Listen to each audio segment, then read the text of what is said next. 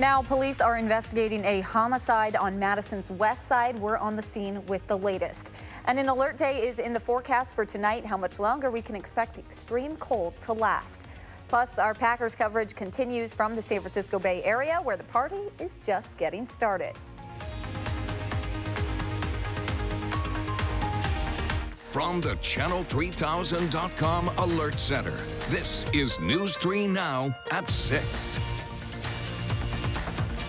Thanks for joining News 3 Now at 6. I'm Amanda Quintana. Madison police are still on the scene where a man was shot and killed in a West Side apartment complex this afternoon. Our Gabriela Becerra is there. Gabby, what can you tell us?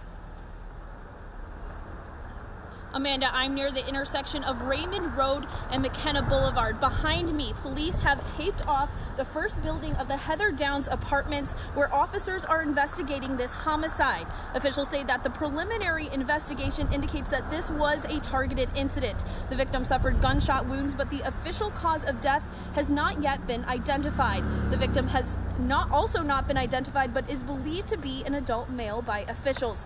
Police first responded to a weapons violation call just after 2:30 this afternoon. Now, there's still a heavy police presence on the scene, and police are not letting residents back into the building at this point, and they're asking any members of the public to just stay away from the area. We will continue to update you as we learn more on this, but for now, back to you, Amanda. All right, thank you so much, Gabby. Extreme cold and dangerous conditions are making for sloppy roads today. Let's get a look at your first alert weather with Dana Fulton. Dana, any signs of this clearing up soon?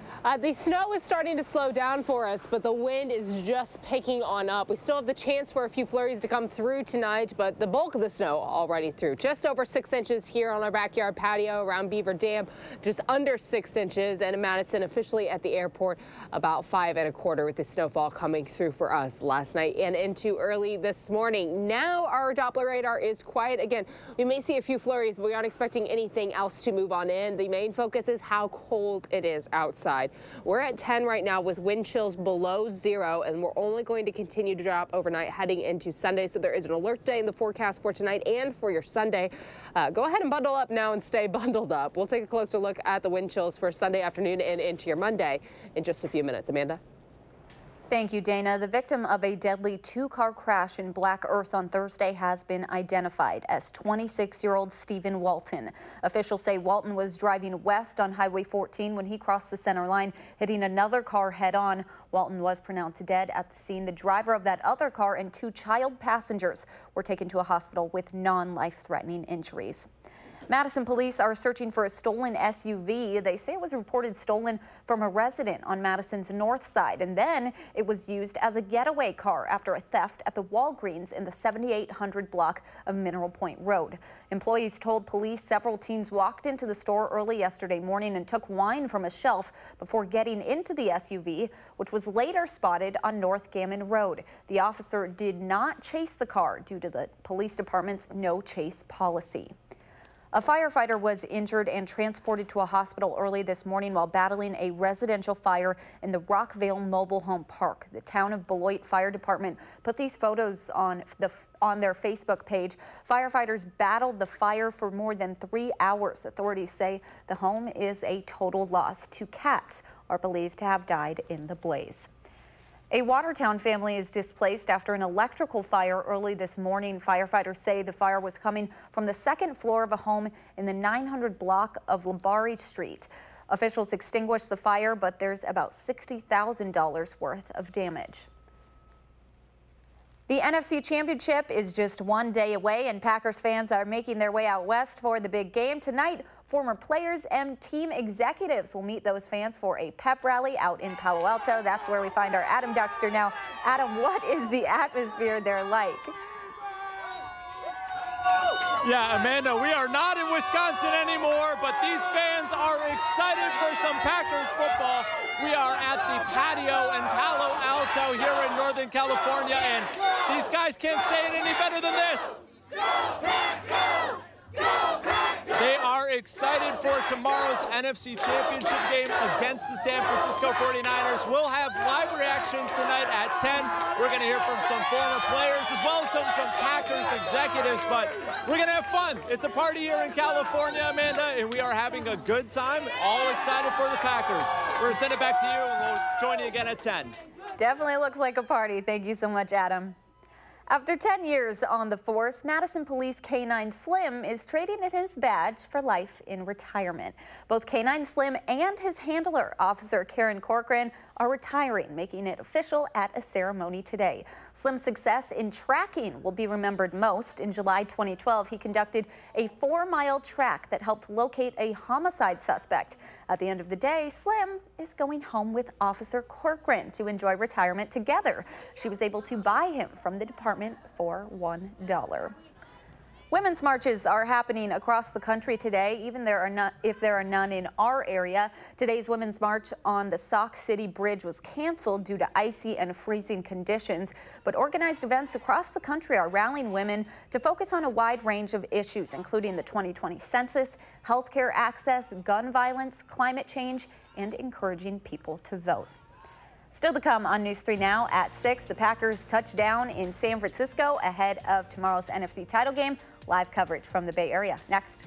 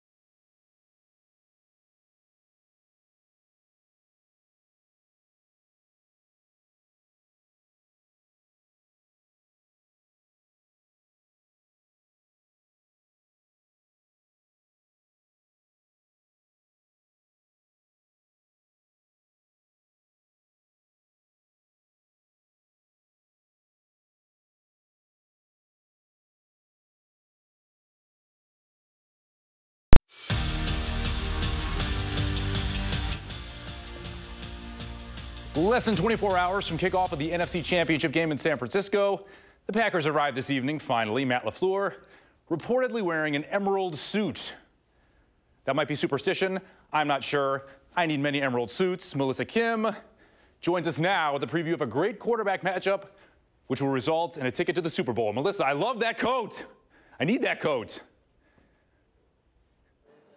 Thanks, Kevin.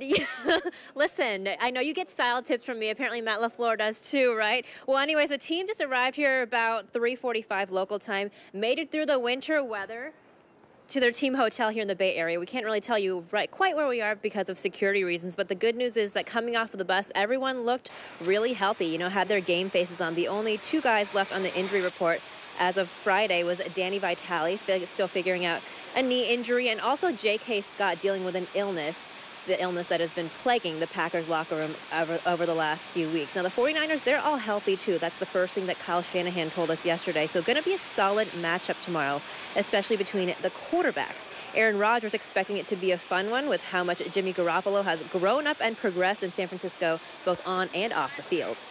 He's a really fun guy, great guy. I remember teasing him as a young player when he was putting 20s into the machine, and everybody else was putting hundreds. Obviously, he can afford to put hundreds in that betting machine now. But he's had a great season. He's really smart and accurate, tough, and yeah, it'd be a fun matchup. And Rogers referring to a time there when he and Garoppolo hung out at the Kentucky Derby. We're making some bets there. And speaking of hanging out with Rogers, we're about to hang out with someone that has spent a lot of time with him. Jordy Nelson, the former Packers wide receiver. We'll talk to him and you'll hear from him and how much he thinks that Devontae Adams and Aaron Rodgers have a little thing going on there coming up later tonight on News 3 Now at 10. Kevin, back to you. The unspoken receiver communication. Melissa, thank you very much. We'll see you later tonight. Well, the first time these two teams got together, the 49ers shut down Aaron Rodgers and the Packers offense, holding them to 8 rather meaningless points. Rodgers 0 on pass attempts of 10 yards or more down the field. Defensive end Nick Bosa was a big reason why. When asked what he learned from the first game about how to defend Aaron Rodgers, a super pumped up Nick Bosa said he learned not to take him or the Packers lightly. If we get after him, it'll help a lot. Take away his him being able to extend plays and stuff. The rush is really important against him. So yeah, hoops nights. Marquette at Georgetown in our nation's capital. Marcus Howard being Marcus Howard. Catch, shoot, buckets. At 42 points, his third 40-point game this season. Marquette wins 84-80, the final. Purdue at number 17, Maryland. Big Ten road teams are 6-37 in conference games this year. Aaron Wiggins wants to make that 6-38. Had 12 points off the bench. Then Jalen Smith from Wiggins. 2 hands, 18 points, 10 rebounds. Terps win 57-50. Ohio State in a free fall at Penn State. Penn State up by 14. Myron Jones adding to the lead. Struck a pose after he takes the shot and makes the 3. And then Lamar Stevens has the Dunk of the Day award. Just going to throw that out there for the people. Yes, he does. Flying through the air with the greatest of ease. He had 24 points. Penn State wins 90-76. Ohio State has lost 5 of 6. The American Express amateur golfer Laurent Urtubis, I hope I say that right, born with one arm. Only his left arm, does not have a right arm below the elbow. From 151 yards, sinks it.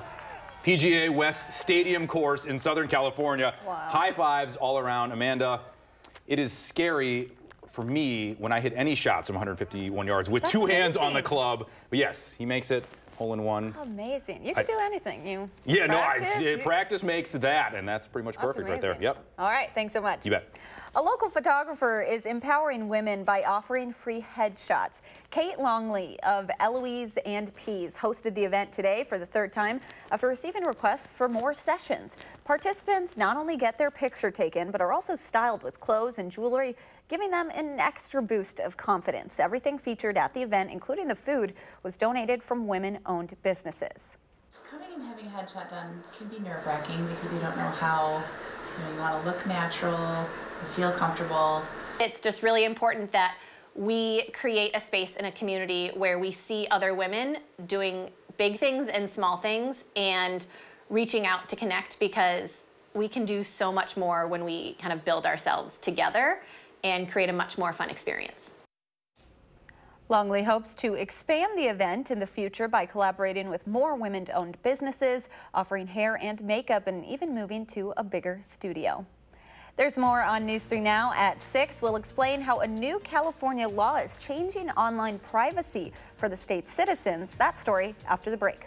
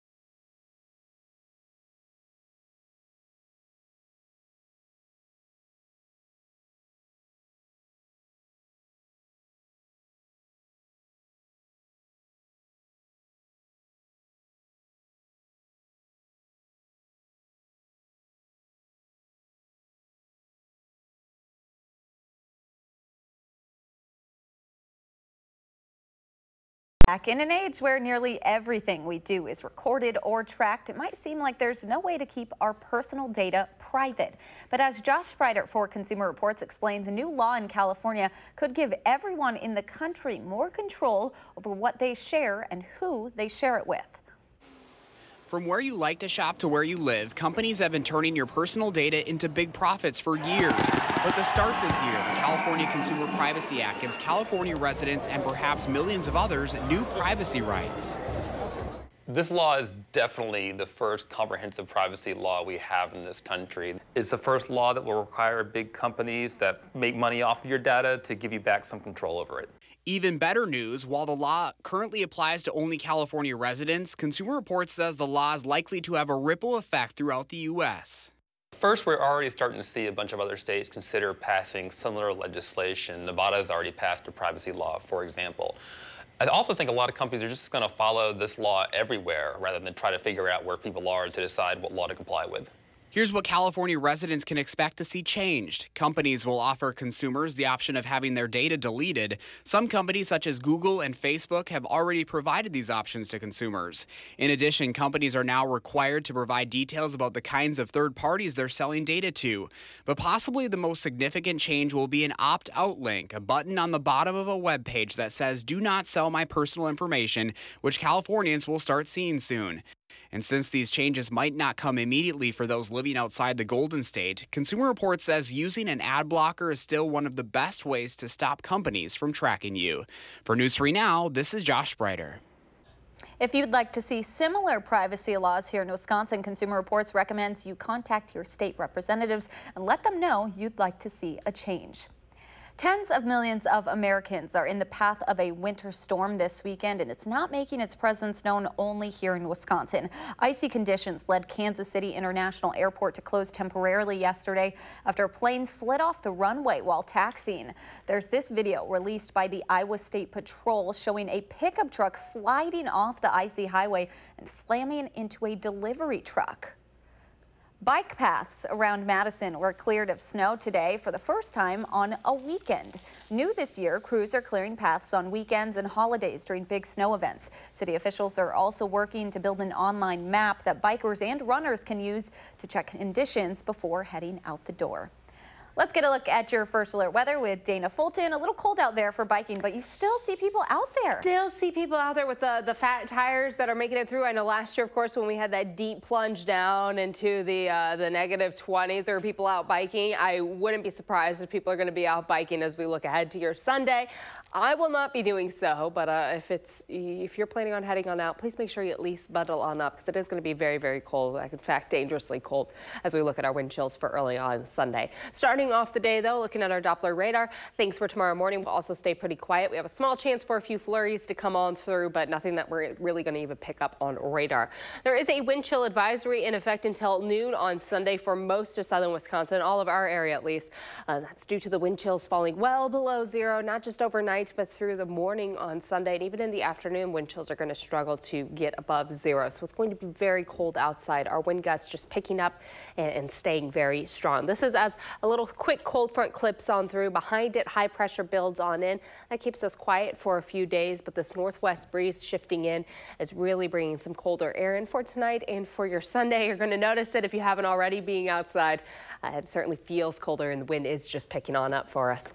Overnight, expect mostly cloudy skies. Sunday morning, we're mostly cloudy. In the afternoon, might see a few pockets of sunshine, but overall, pretty cloudy sky for the day. It's not until Monday that we'll start to get a partly sunny sky, get a little bit of clearing on Monday. Nothing new building in to start off your work week, but it is still going to be cold outside with that northwest breeze for Monday and for Tuesday. Wind gusts for tonight into Sunday morning, expecting them to be anywhere from 30 to 35 miles per hour. So very strong wind gusts, blowing snow, drifting snow, still a concern. Early Sunday morning, we finally start to back off around 8, 9 o'clock. Those wind speeds backing off just a wee bit. So in the afternoon, we're expecting our gusts to be closer to the teens. Still windy, but not quite as bad. Wind chills for early tomorrow morning, 19 19 below zero, 16 below zero, 11 below zero. Very cold outside to the tune of you'll want to make sure that everything is bundled up. Any exposed skin at that level, you're starting to get to some dangerous spots if you spend way too much time outside, or even at negative 20 and negative 25 degrees. 10 minutes outside can be dangerous for some folks. So make sure you're bundled up for early on Sunday if you do have any plans outside. Otherwise, temperatures Sunday afternoon, we'll get 2 degrees, so we'll get a few degrees there into the double digits. 11 degrees for the high for Madison. Windy with wind speeds, sustained wind speeds from 10 to 20 miles per hour. A little cold with the chance for some flurries with our mostly cloudy skies, but nothing that's going to add on to really what we already have on the ground. Just enough you'll see it swirling about. 11 for Sunday. An alert day is in the forecast for Sunday due to how cold it's going to be with our wind chills. Make sure you bundle up. As your final reminder for Martin Luther King Jr. Day on Monday. Expect partly sunny skies. High temperatures will be in the upper teens. Overnight lows into Tuesday. Yet again, very cold outside. We'll be dropping down to the single digits, close to zero. And then finally, we'll rebound a little bit. A little more mild there, at least a little closer to average for the end of the week. But our next chance for some light snow showers will develop late Wednesday night. And we'll continue to see that light snow chance into Thursday and Friday.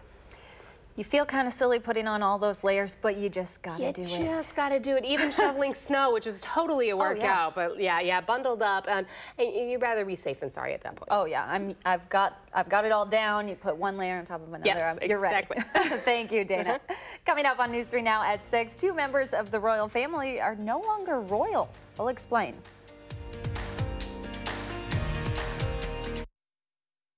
News.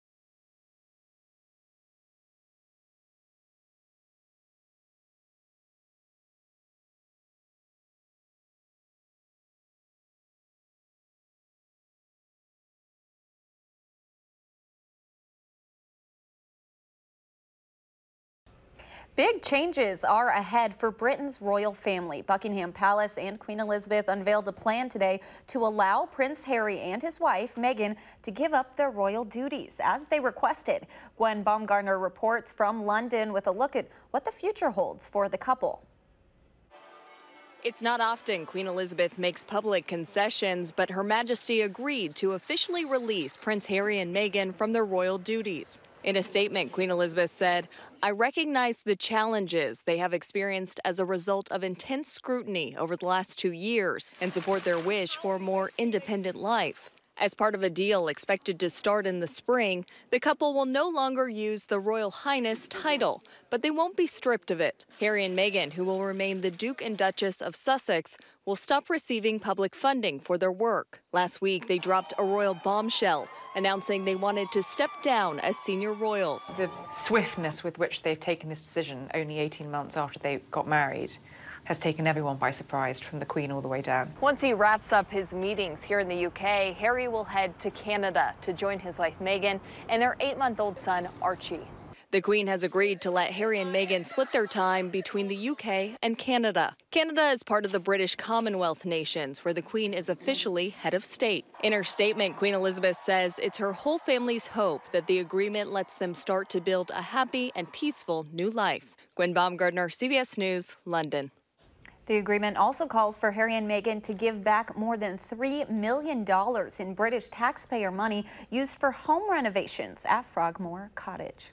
Such an interesting story. We're both really, we're just trying to figure out, all the layers, how it works, how do you walk away from your family, but your job and then the they titles. have to pay the money back? Yeah, there's a lot going on. Weather's also been a little busy for the last few days. We do have a wind chill advisory for tonight into Sunday morning. Sunday's an alert day due to those wind chills overnight, anywhere from 15 to 25 degrees below zero for our wind chills.